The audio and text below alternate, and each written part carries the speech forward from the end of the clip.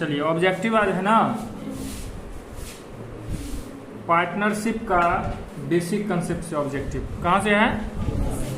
Partnership का basic concept. आप लोग का जो पार्टनरशिप है पूरा आधा बुक है पार्टनरशिप, जिसको अलग अलग चैप्टरों में यूनिट वाइज बांट दिया है, जिसमें पहला है बेसिक कंसेप्ट ऑफ पार्टनरशिप, दूसरा है change in the PL ratio, तीसरा है गुडविल, चौथा एडमिशन ऑफ पार्टनर, पांचवा रिटायरमेंट ऑफ पार्टनर्स, छठा डेथ ऑफ पार्टनर्स और सातवां डिसोल्यूशन ऑफ पार्टनर्स। यही है ना, 7 चैप्टर है ये, और उधर 8-9 चैप्टर हो जाता है कंपनी का। 8 चैप्टर कंपनी का और एगो एनपीओ, जिसमें से इधर से एनपीओ बाकी है और उधर तो हम लोग बढ़ ही रहे हैं, एगो रेशियो, कैश फ्लो और एनालिटिक टूल्स, 3-4 चैप्टर मुश्किल से अब बाकी। तो हम लोग इसका ऑब्जेक्टिव्स पे आते हैं। साझेदारों के पूंजी खाते पर ब्याज क्रेडिट किया जाता है, लाभ हानि खाते में, ब्याज खाते में, साझेदार के पूंजी खाते में कोई नहीं। याद करो, जब कैपिटल अकाउंट बनाते हैं तो इंटरेस्ट ऑन कैपिटल को कहाँ डालते हैं? कैपिटल के क्रेडिट में डालते हैं ना। तो थ्योरी है क्या, प्रैक्टिकल में जो काम करते हैं उसे कागज पे लिखते हैं तो वही थ्योरी है, ठीक है। और ऑब्जेक्टिव क्या है, वो जो लिखते हैं उसमें से एगो पॉइंट को पूछ दिया, वही ऑब्जेक्टिव है। तो पूंजी पर ब्याज को कहाँ क्रेडिट करते हैं? पूंजी खाते में। दूसरा है, जब अस्थायी पूंजी प्रणाली को अपनाया जाए तो फर्म की पुस्तकों में साझेदारों के खाते खोले जाते हैं, केवल पूंजी खाते, केवल चालू खाते, पूंजी और चालू खाते, इसमें से कोई नहीं। जब स्थिर पूंजी विधि फिक्स कैपिटल मेथड अपनाते हैं तो याद करो, कैपिटल अकाउंट भी खोलते हैं और करेंट अकाउंट। और जब फ्लैक्चुएटिंग मेथड होता है तो सिर्फ एक खाता खुलता है। कौन सा खाता? Capital account. याद है कि नहीं? हम थ्योरी में भी लिखाए हैं, पूंजी खाता रखने की 2 विधि है, फिक्स विधि और फ्लैक्चुएटिंग। फिक्स में एक कैपिटल और एक करेंट, फ्लैक्चुएटिंग में कैपिटल, ठीक है। तीसरा, फर्म के लिए आहरण पर ब्याज है, वह आय हानि कोई नहीं। आय है, क्या होगा? क्यों होगा आय? क्योंकि आहरण पर ब्याज, खुद से सोचो, ये फर्म है और ये व्यक्ति पार्टनर्स है, मालिक है। तो मालिक क्या करता है? ड्राइंग्स करता है, बिजनेस से निकाल के ले जाता है। तो ब्याज कौन देगा? जो पैसा लेता है ब्याज वही ना देता है। तो फर्म का जो पार्टनर है वह किसको देगा इंटरेस्ट? फर्म को। और फर्म कोई भी ब्याज पाएगा तो उसके लिए इनकम होगा। समझ रहे हो कि नहीं समझ रहे हो? फर्म कोई भी इंटरेस्ट पाएगा तो उसके लिए क्या होगा? इनकम होगा। एक साझेदारी में साझेदारों की अधिकतम संख्या कितनी हो सकती है? 20, 10, 15, 50। इसमें 20 लिखा है, लेकिन नया संशोधन कितना बोल रहा है? 50। कंपनी के बुक में लिखा है साझेदारों की अधिकतम संख्या कितनी हो सकती है? 50। साझेदारों के चालू खाते में हमेशा होगा नाम शेष, जमा शेष, दोनों में से कोई भी कोई नहीं। चालू खाता यानी करेंट अकाउंट। करेंट अकाउंट का डेबिट शेष भी हो सकता है और क्रेडिट शेष भी हो सकता है। डेबिट शेष कब होगा? जब कोई लॉस, ड्राइंग्स बहुत बड़ा होगा तो वह डेबिट साइड को बड़ा कर देगा। क्रेडिट शेष कब होगा? जब प्रॉफिट, कैपिटल या रिजर्व सब बहुत बड़ा होगा तो वह क्रेडिट शेष को बड़ा कर देगा। तो करेंट अकाउंट का दोनों में से कोई भी हो सकता है, डेबिट या क्रेडिट। और कैपिटल का हमेशा क्रेडिट शेष होता है। कैपिटल का हमेशा, समझ रहे हो सभी? सिर्फ याद करना ही उद्देश्य नहीं होना चाहिए, टू दी पॉइंट हमें समझ में भी आना चाहिए कि व्हाई डज इट हैपेंस, ऐसा क्यों होता है। इससे क्या होगा कि कंफ्यूजन नहीं होगा, 50 आउट ऑफ 50 स्कोर कर सकते हो तुम लोग। साझेदार की पूंजी पर ब्याज की गणना की जाती है, प्रारंभिक पूंजी पर, अंत की पूंजी पर, औसत पूंजी पर कोई नहीं। प्रारंभिक पूंजी पर होता है, ओपनिंग कैपिटल पर होता है, ठीक है। चालू खाता है, व्यक्तिगत खाता, वास्तविक खाता, नाम मात्र खाता, कोई नहीं। करेंट अकाउंट पर्सनल अकाउंट होता है। करेंट अकाउंट कौन सा अकाउंट होता है? फर्म के लिए आहरण पर ब्याज है, प्राप्ति, लाभ, हानि, कोई नहीं। लाभ और प्राप्ति दोनों दिया रहे ऑप्शन, तब प्राप्ति होगा। देखो आय भी है, लाभ भी है, लेकिन प्राप्ति दिया है ना, तो इसका आंसर क्या होगा? साझेदार के वेतन से नाम किया जाता है, व्यापारिक खाते को, लाभ हानि खाते को, लाभ हानि नियोजन खाते को, कोई नहीं। याद करो, पीएल एप्रोप्रिएशन इंग्लिश में बोलते हैं इसे। तो साझेदार का वेतन कहाँ लिखते हैं? पीएल एप्रोप्रिएशन के डेबिट में। याद आया? साझेदार का वेतन, कमीशन, इंटरेस्ट ऑन कैपिटल, सभी को कहाँ लिखते हैं? पीएल एप्रोप्रिएशन के डेबिट में। Any problem? नेक्स्ट, साझेदार को चालू खाते खोलने चाहिए जब पूंजी परिवर्तनशील हो, अस्थायी हो, परिवाही हो, कोई नहीं। अस्थायी हो। क्या हो? क्योंकि फिक्स कैपिटल में दो खाता, एगो कैपिटल अकाउंट और करेंट अकाउंट। यानी करेंट अकाउंट कब खुलता है? जब कैपिटल फिक्स हो। पूंजी पर ब्याज को सामान्यतः मानना चाहिए, लाभ का विनियोजन, एक संपत्ति, एक व्यय, कोई नहीं। पूंजी पर ब्याज को क्या मानना चाहिए? करेक्ट। इंग्लिश में बोलते हैं एप्रोप्रिएशन ऑफ प्रॉफिट। किसी साझेदारी समझौते के अभाव में किसी फर्म के लाभ एवं हानि को बांटते हैं, पूंजी अनुपात में, समान अनुपात में, दोनों में से किसी भी अनुपात में, कोई नहीं। साझेदारी संलेख के अभाव में लाभ सेम रेशियो में। किस रेशियो में? पहले दिन जो पढ़ाए होंगे 12 उसी में हम बताए थे कि जब एग्रीमेंट ना हो, डीड नहीं होता है पार्टनरशिप डीड, तो हम प्रॉफिट को किस रेशियो में बांटते हैं? सेम रेशियो में बांटते हैं।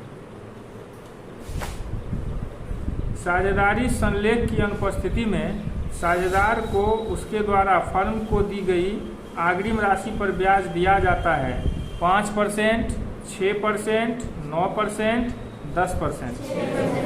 कोई दिक्कत नहीं है, रूल्स में याद किए हैं। साझेदारी फर्म से साझेदार का संबंध होता है प्रबंध का, स्वामी और अभिकर्ता का, सेवक का, निर्देशक का। स्वामी और अभिकर्ता का। साझेदारी अनुबंध बनाना है अनिवार्य, ऐच्छिक, अंशतः अनिवार्य, कोई नहीं। क्या होगा? यानी साझेदारी अनुबंध बनाना मेरे इच्छा पे है, हम बनाए तब भी और ना बनाए तब भी, अनिवार्य नहीं है।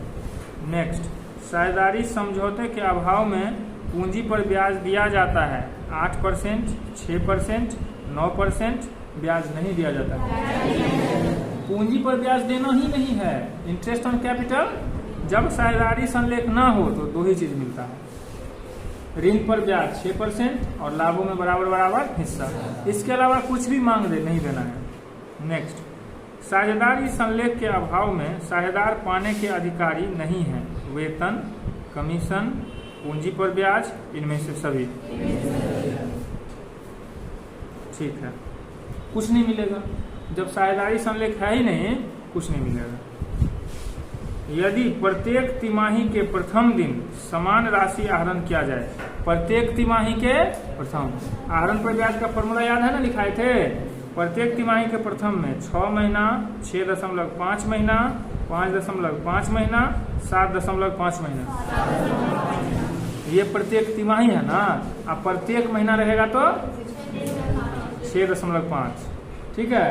प्रत्येक महीना का प्रारंभ रहेगा तो, प्रत्येक महीने का अंत रहेगा तो, प्रत्येक तिमाही का अंत रहेगा तो 4.5, प्रत्येक तिमाही का प्रारंभ रहेगा तो 7.5। अभी जो पूछे हैं, साझेदारों की पूंजी पर दे ब्याज को प्रभावित किया जाता है लाभ हानि खाते में, लाभ हानि नियोजन खाते में, लाभ हानि समायोजन खाते में, कोई नहीं। इंटरेस्ट ऑन कैपिटल को लाभ हानि नियोजन खाते में भेज। परिवर्तनशील पूंजी खाते को क्रेडिट किया जाता है पूंजी खाते में, वर्ष के लाभ से, साझेदार के पारिश्रमिक से, इनमें से सभी। करेक्ट। परिवर्तनशील में सब तो कैपिटल अकाउंट में डालते हैं इसलिए। अगला, साझेदार के चालू खाते तब खोले जाते हैं जब उनके पूंजी खाते होते हैं स्थिर, परिवर्तनशील, स्थिर और परिवर्तनशील, इसमें से कोई नहीं। स्थिर होगा। चालू खाते कब खोले जाते हैं? जब स्थिर होगा। साझेदार की पूंजी पर ब्याज है, वह विनियोजन, लाभ कोई नहीं, विनियोजन है। करेक्ट।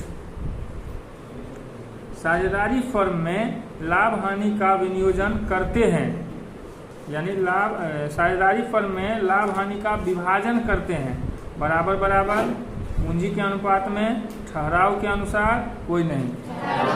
अगर एग्रीमेंट रहेगा तो उसके अनुसार, एग्रीमेंट नहीं रहेगा तब बराबर बराबर। साझेदारी की विशेषता इसमें से कौन नहीं है? ठहराव, सीमित दायित्व, लाभ विभाजन, दो या दो से अधिक व्यक्ति। सीमित दायित्व क्या होगा?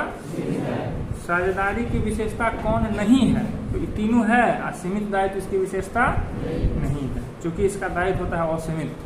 क्या होता है? साझेदारी फर्म की प्रमुख विशेषता है। असीमित दायित्व अब ये बोले हैं, ठहराव, वैधानिक व्यापार, उपयुक्त सभी। निम्न में से कौन सा लाभ का विनियोजन है? पूंजी पर ब्याज, ऋण पर ब्याज, वेतन, कमीशन। गौर से सुनो, निम्न में से कौन सा लाभ का नियोजन है? पूंजी पर ब्याज, ऋण पर ब्याज, वेतन, कमीशन। पूंजी पर ब्याज। इससे पहले भी था, क्वेश्चन में देके ऑप्शन देता था, यहाँ के क्वेश्चन बना दिया।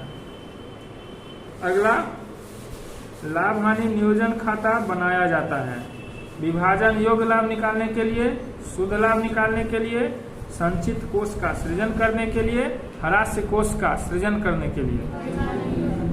शॉर्ट में बोलते हैं डीपी। क्या बोलते हैं? Divisible profit. नेक्स्ट, ये बनाने वाला है। एक साझेदार प्रति माह 5,000 प्रत्येक महीने के अंत में निकालता है और 5% की दर से। बताना नहीं पड़ेगा, प्रत्येक महीना के अंत में। तो समय कितना देंगे? 5.5, यानी टोटल ड्रॉइंग्स इंटू R/100, और टाइम में देंगे 5.5/12, काट के आएगा 1375। अगला, यदि प्रत्येक महीने के प्रारंभ में क्या होगा समय? प्रत्येक महीने के प्रारंभ में 6.5 क्या होगा? वो ऑप्शन पूछा है। जब आहरण का समय ना दिया हो तो आहरण पर ब्याज प्रभारित किया जाएगा। 6.5 महीना, 6 महीने का, 5 महीने का, 5.5 महीने का। समय जब ना दिया हो तो 6 महीना, क्योंकि जब समय ना दिया हो तो आहरण को औसत माना जाता है। जब प्रत्येक महीना की अंतिम तिथि, क्या होगा आंसर? बोलो सीधे। प्रत्येक महीना की 5.5 फॉर्मूला में लिखाए थे। अगला क्वेश्चन है, ए प्रत्येक महीना के अंत में 1,000 प्रति महीना निकालता है और 5% ब्याज है। 1,000 निकालता है प्रति महीना, तो 12 महीना में 12,000 निकालेगा। तो ड्रॉइंग्स कैसे निकालेंगे? 12,000 गुने 5/100, 5% है ना, और गुने टाइम क्या होगा? 6.5, 6.5 काट देंगे तो आंसर आएगा 275। ठहराव के अभाव में साझेदारगण पाने के अधिकारी हैं वेतन, कमीशन, ऋण और अग्रिम पर ब्याज, पूंजी के अनुपात में लाभ। आहरण पर ब्याज को लाभ हानि खाते में डेबिट करते हैं, लाभ हानि खाते में क्रेडिट करते हैं, पूंजी खाते में डेबिट करते हैं, कोई नहीं। आहरण पर ब्याज ड्रॉइंग्स और इंटरेस्ट ऑन ड्रॉइंग्स दोनों हमेशा कैपिटल अकाउंट के डेबिट में जाता है। नेक्स्ट है, साझेदारी संलेख की अनुपस्थिति में ऋण पर ब्याज दिया जाता है 6%, 8%, 9%, 12%। बैंकिंग व्यवसाय में साझेदारों की अधिकतम संख्या कितनी है? 10 है। करेक्ट। साझेदार का दायित्व है सीमित, असीमित, पूंजी तक सीमित, कोई नहीं। साझेदार का दायित्व है असीमित। इसमें गलत आंसर दिया है, टिक लगा हुआ है गलत। क्या होगा आंसर? असीमित होगा। कंपनी में अगर पूछेगा ना अंशधारियों का दायित्व, तब होता है पूंजी तक सीमित। ठीक है, तो साझेदार का दायित्व क्या है? ठीक कर लो सभी अपने बुक में, गलती दिया है आंसर कर लेना, रुक जाओ। परिवर्तनशील विधि के अंतर्गत एक साझेदार की पूंजी पर ब्याज को जमा किया जाता है। साझेदार के पूंजी खाते में, लाभ हानि खाते में, ब्याज खाते में कोई नहीं। सिंपल सी बात है। पहला क्वेश्चन भी था, इंटरेस्ट ऑन कैपिटल को कहाँ लिखते हैं? तो कैपिटल अकाउंट के क्रेडिट में लिखते हैं। एक साझेदार के फर्म के लाभ हानि समायोजन खाता में निम्न में से कौन सी मदें लिखी जाती है? यानी रियल एप्रोप्रिएशन अकाउंट बनाते हो ना, उसके डेबिट में क्या सब लिखते हैं? पूंजी पर ब्याज, साझेदार का वेतन, संचय में हस्तांतरण, उपयुक्त सभी। एकदम सिंपल सी बात है, सभी भेजते हैं। साझेदार के आहरण पर ब्याज के लिए डेबिट करते हैं साझेदार के पूंजी खाते को, लाभ हानि खाते को, आहरण खाते को, लाभ हानि नियोजन खाते को, साझेदार के पूंजी खाते। करेक्ट। नेक्स्ट, साझेदारी स्थापित करने के लिए कम से कम कितने व्यक्ति चाहिए? 2। क्योंकि 2 से कम व्यक्ति होगा तो क्या होगा? साझेदारी होगा ही नहीं, वो एकाकी व्यापार हो जाएगा। सिंगल एंटिटी किसको बोलते हैं? जब किसी व्यवसाय का अकेला व्यक्ति मालिक होता है उसे एकाकी व्यापार करते हैं, और एक से अधिक व्यक्ति मालिक होता है तो उसे साझेदारी है। और यह व्यक्ति 50 तक हो सकते हैं, 50 से ज्यादा रहेंगे तो वह व्यवसाय अवैध हो जाएगा। ठीक है, तो इसीलिए कम से कम कितने व्यक्ति चाहिए? और कंपनी स्थापित करने के लिए कितने चाहिए? कंपनी के लिए 7। भूल गए? साझेदारी संलेख को कहा जाता है प्रविवरण, पार्षद अंतर नियम, साझेदारी के सिद्धांत, साझेदारी का अंतर नियम। साझेदारी संलेख का ही दूसरा नाम है साझेदारी का अंतर नियम। यानी साझेदारी संलेख के नियम के हिसाब से ही साझेदारी व्यवसाय चलता है। ठीक है, इस चैप्टर में से अभी जितना पढ़े हैं कम से कम 4 से 5 ऑब्जेक्टिव 100% आएगा। आप कोई भी सेट उल्टा लो और इसको पढ़ लो तो 4 से 5 ऑब्जेक्टिव आपका टकराएगा। और जिस हिसाब से आप लोगों ने जवाब दिया है मुझे नहीं लगता है कि गलती होना चाहिए। ओके, चलिए, थैंक यू।